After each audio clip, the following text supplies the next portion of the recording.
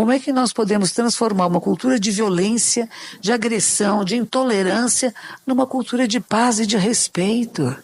Que nos respeitemos uns aos outros. Então é preciso que nos cuidemos com respeito. Eu não falo nem tolerância. Tolerância parece uma palavra que diz assim, eu vou tomar um remédio amargo, ruim.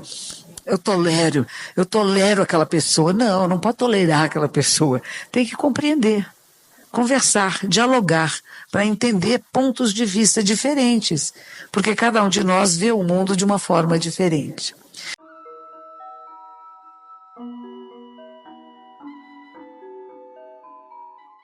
Agradecemos a toda a vida do céu e da terra que torna possível o nosso encontro.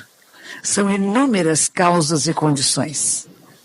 A Gisele, há 13 anos fazendo flipossos aqui, quer dizer, esse movimento que acontece aqui, mas também, para que isso acontecesse, ela nasceu e teve pai e mãe, que tiveram pai e mãe, como cada um de nós. Se nós não houvéssemos nascido, não estaríamos aqui hoje. Então nós temos um respeito muito grande à nossa ancestralidade, aqueles que vieram antes de nós e que tornam possível a nossa vida. Mas eu gosto sempre de lembrar isso, todos os anos que eu venho aqui eu lembro isso a quem vem assistir. Imagine que cada um de nós tem pai e mãe. Pai e mãe tem pai e mãe, pai e mãe, pai e mãe, pai e mãe. Assim teria uma multidão lá atrás e haviam menos pessoas no mundo. Ou seja, nós somos todos aparentados. Nós temos ancestralidades comuns. Há 2 anos atrás, um fotógrafo inglês passeou pelo Brasil todo tirando fotografias do que seria o DNA brasileiro. Então ele não só fotografava pessoas, ele fotografou pessoas de todas as diferentes etnias que formam o nosso Brasil e tirava com aquele cotonetezinho uma amostra de DNA e mandou ir para os Estados Unidos para analisar. E quando chegou a mim, eu fiquei muito surpresa de saber que há 8.000 anos atrás, o meu DNA estava no norte da África. A mãe África. De onde vieram todos que vieram via Europa para o Brasil. Todos há 8.000 anos atrás estávamos no norte da África. E atrás da caça, nós nos mudamos e fomos para a Europa, e da Europa depois nós fizemos as imigrações para as Américas.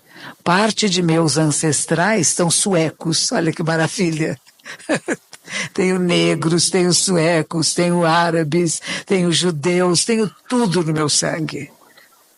É muito interessante isso. E depois parte ainda índios norte-americanos, indígenas norte-americanos, que vieram para cá e vão ter os indígenas brasileiros. É uma maravilha, né? Quando você pensa há 8.000 anos atrás, 5.000 anos atrás, nós já estávamos lá. Nós sempre estivemos. O nosso DNA não surgiu agora. Ele não surgiu no dia que você saiu da barriguinha da mamãe, não. Ele já está existindo há milhões de anos. A possibilidade da vida humana de quem somos nós. E nós estamos percebendo coisas na atualidade, o desenvolvimento da ciência, de que nós podemos tornar esse planeta melhor ou pior. E esse é o grande risco. O que estamos fazendo? Como é que estamos nos comportando? Como que estamos cuidando? Agora que sabemos mais do que sabíamos há 300 anos atrás. Não estou indo muito longe, há 300, 500 anos atrás. Quando os nossos primeiros europeus chegaram aqui na América do Sul e começaram a cortar o pau-brasil, não foi assim? Porque afinal a madeira vai dar sempre e vamos levar para fazer o quê? Os hábitos até dos cardeais, que tingia de vermelho. Quanta coisa foi tirada. Veja bem, a nossa imigração para o Brasil, ela não foi feita por famílias naquela época. Lembram-se disso? Eram homens que vinham sozinhos. Tem um bebê chorando. Papai. Tá vendo? É o futuro chegando, as novas gerações. Não para, não é lindíssimo isso? Quanto é que nós hoje podemos viver? Algumas pessoas vivem mais de 100 anos, mas é raro, não é? 90 anos já está bem comum. Hoje em dia, quando eu vou pegar avião, eles dizem assim, os de mais de 80 anos venham na frente. Eu fico bem alegre. Eu estou com 71, vou saber que com 80 anos vou estar viajando sozinha e ainda vou me dar prioridade. venha para frente. É uma perspectiva de uma velhice agradável. Porque antigamente não era assim. Nós íamos nos fechando em casa, ninguém falava conosco, tá ficando velhinho, né? Fica quietinho, vai descansar.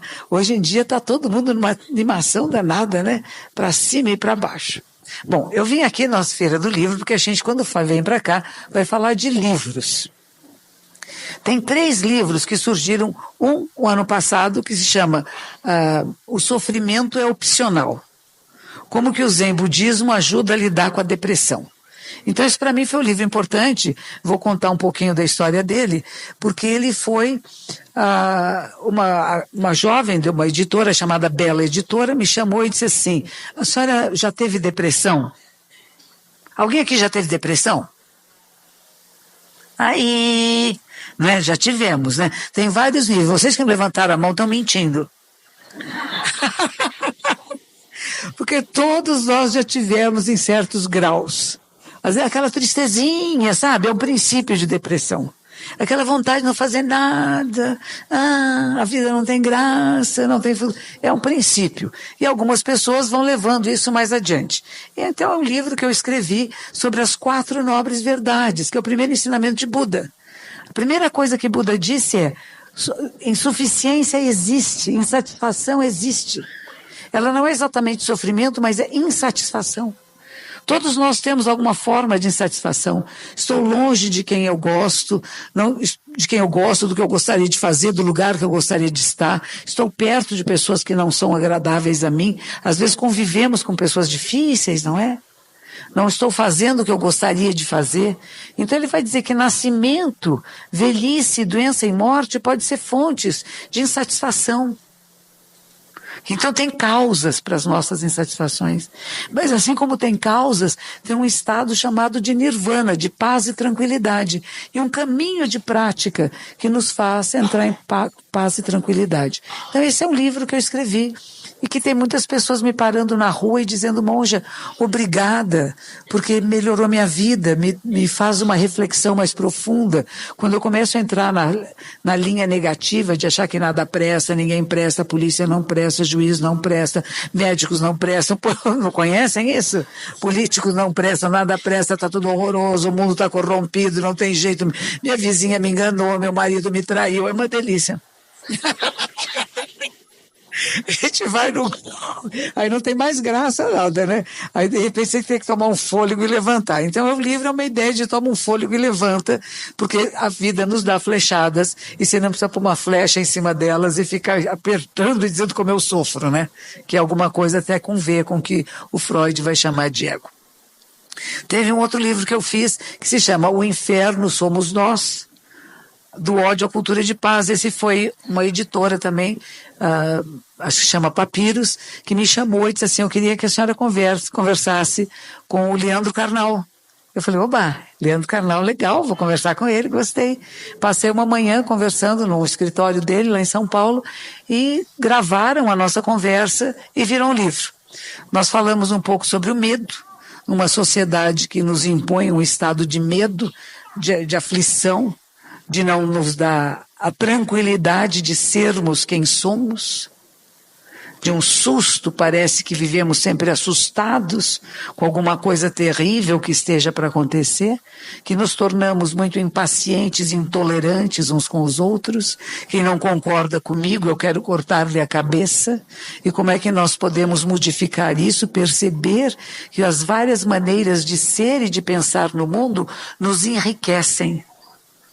Que é bom que tenham pessoas que pensam diferentes de nós. Que é bom que tenham pessoas hoje em Curitiba dizendo Lula livre. Como é bom ter pessoas que dizem não acho que ele deve estar livre. Como é importante que nós possamos dizer o que pensamos, sem que sejamos apedrejados e mortos. Porque isto é democracia, é a capacidade de você se manifestar. E tem pessoas que pensam de forma diferente. Estive num congresso de educadores em Curitiba e veio um professor de Portugal, muito querido por todos aqueles professores que estavam lá, e ele, das várias coisas que ele disse, uma gravei, ele falou o seguinte: se você tem uma ideia e eu tenho outra ideia, Quando eu dou a você a minha ideia e você dá a sua para mim, cada um de nós vai ter duas ideias. E é diferente de um objeto que nós trocamos. Eu posso ter um dinheirinho aqui e quero comprar um livro que seja uma vela. Eu dou o dinheiro e fico com a vela. Eu não tenho duas coisas, eu tenho uma só. Eu tinha uma, troquei uma por uma. Mas quando temos ideias, nós continuamos multiplicando ideias. Não significa que eu vou mudar a minha ideia anterior, eu até posso. Que maravilha que nós podemos mudar a maneira de ser e de pensar. Aquele que diz eu sou assim, endureceu, congelou, morreu. Porque, na verdade, a vida é transformação em movimento. Cada livro que lemos nos modificam, não é verdade? Pensamentos que nunca havíamos pensado antes. Por isso, eu acho importante, eu participo da Feira do Livro aqui de Poços de Caldas, porque eu acho importante feira de livro. Para as pessoas lembrarem que a leitura nos transforma. Nós entramos em contato com pessoas que, às vezes, nunca vamos ver na vida. Moram do outro lado do mundo, mas que têm ideias tão bonitas e que a gente não teria contato para a capacidade de conversar com elas. O livro é um papo que você leva com alguém, não é alguma coisa que está fechado. Eu e o Karnal mostramos pontos de vista, que alguns são coincidentes, outros não. Não concordamos com tudo. Mas aí temos um livro que nos leva a pensar como é que nós podemos transformar uma cultura de violência, de agressão, de intolerância, numa cultura de paz e de respeito. Que nos respeitemos uns aos outros. Antes de entrar aqui, um jovem aqui atrás me perguntou, uma revista Opala, me perguntou o seguinte: mas, monja, a pessoa é mais importante o amor próprio ou o amor ao outro? Eu falei, como é que você separa? Quem não ama a si mesmo não é capaz de amar ninguém. É preciso se amar, se reconhecer, se respeitar como um ser sagrado. Um ser humano é um ser sagrado, mas também é sagrada a planta, o fogo, a água, o vento. Tudo é o sagrado manifesto. E você não respeita o outro ser humano porque pensa diferente de você? Temos que parar com isso, é muito feio. Se nós não estivermos juntos, esse DNA tão antigo provavelmente não sobreviverá. Porque nós somos capazes de acabar com as condições de vida humana no planeta. Então é preciso que nós cuidemos com respeito. Eu não falo nem tolerância. Tolerância parece uma palavra que diz assim, eu vou tomar um remédio amargo, ruim. Eu tolero aquela pessoa. Não, não pode tolerar aquela pessoa. Tem que compreender, conversar, dialogar, para entender pontos de vista diferentes. Porque cada um de nós vê o mundo de uma forma diferente.